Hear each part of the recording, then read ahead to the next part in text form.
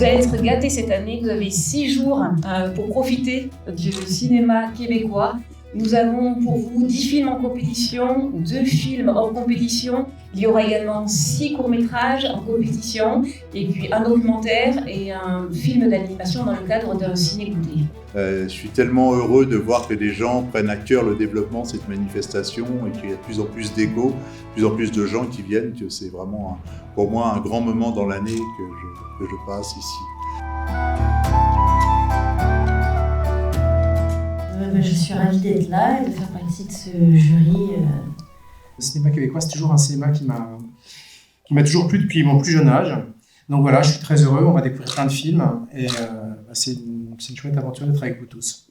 Le festival, moi je le connais depuis quelques années parce que ma sœur, qui vit à Sanguinet depuis pas mal d'années, et il y a quelques années, elle m'avait parlé du festival, elle m'avait dit mais il faudrait que tu trouves le moyen de venir pendant le festival parce que c'est merveilleux.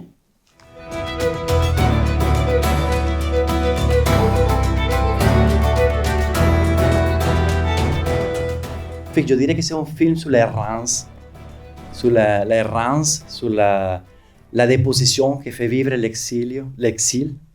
C'est une sorte de périple poétique où l'ex-féliquiste Jacques Lantot revient à son endroit d'exil, à Cuba.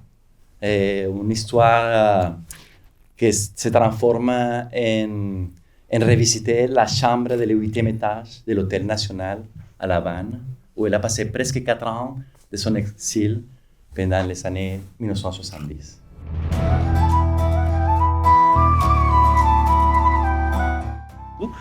La bataille de Saint-Léonard. Je vais vous faire une petite mise en contexte.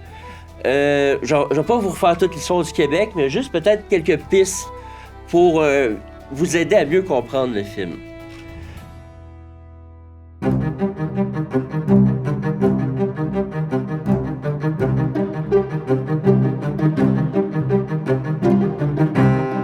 Une des choses qui m'ont amené à faire ce métier, c'est vraiment de croiser 2 autres auteurs qui décidaient de partir un atelier. Donc, j'ai décidé ils m'ont offert de me joindre à eux.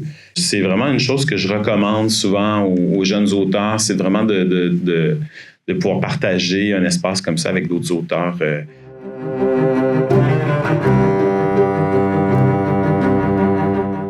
Les prochains films sur lesquels je travaille, ça part vraiment des zones très, très intimes de moi. Souvent, je mets dans des films des choses que je n'ose pas dire à personne. C'est un film qui parle des grands moments de passage, des moments de transition dans notre vie et de la quête identitaire qui suit souvent ces grands moments-là. Mon film, c'est un récit d'émancipation. Oui. C'est une autre forme de prison, c'est-à-dire c'est l'histoire de 2 jeunes filles qui ont passé toute leur vie dans une communauté religieuse de type sectaire.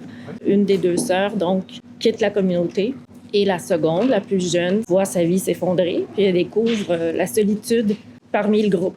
Après un moment de désespoir, elle décide de partir dans la grande ville, lieu de tous les péchés, de tous les interdits, dans l'espoir de trouver sa sœur et la ramener dans le droit chemin.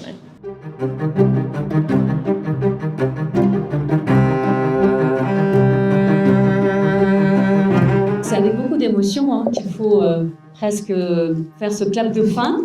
En tout cas, je perçois que ça a été, et vous avez tous vécu, une magnifique édition, donc félicitations à tous. Le premier prix que nous allons remettre est le prix du meilleur court-métrage attribué par le jury.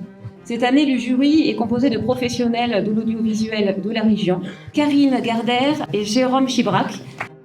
Donc des registres très différents, des univers très différents sur les 6 courts-métrages que l'on a dû visionner, on en a sélectionné par an. Donc c'est Invincible de Vincent Rodé-Orty. Est-ce que vous l'avez vu? Oui.